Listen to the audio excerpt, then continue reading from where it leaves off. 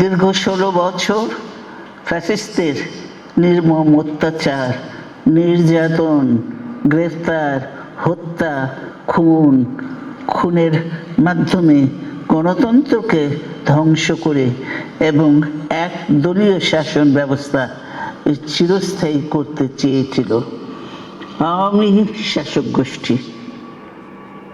ছাত্র জনতার সম্মিলিত অভ্যুত্থানের মধ্যে দিয়ে ফ্যাসিবাদদের পতন ঘটেছে, সুযোগ সৃষ্টি হয়েছে নতুন করে বাংলাদেশকে গড়বার।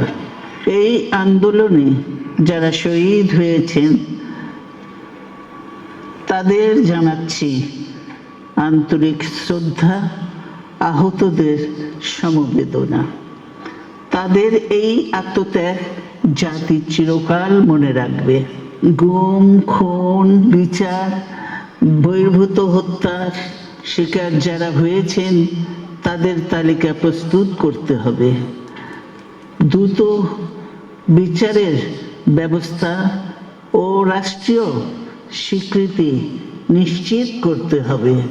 প্রতিটি পরিবারের সম্মানজনক পুনর্বাসন ও নিরাপদ ভবিষ্যৎ নিশ্চিত করতে হবে।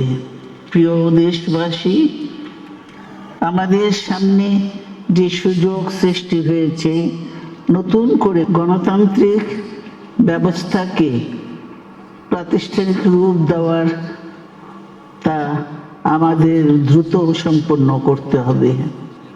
কর্মসংস্থান সৃষ্টি করতে হবে, জনগণের নিরাপত্তা নিশ্চিত করতে হবে।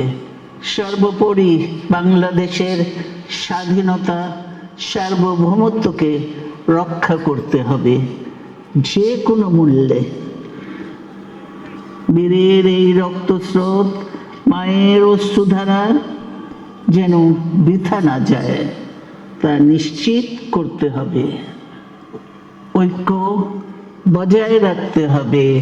আসুন আমরা সবাই মিলে শহীদ জিয়ার স্বপ্নকে বাস্তবায়িত করি কোটি মানুষের নতুন বাংলাদেশের নির্মাণের স্বপ্নকে।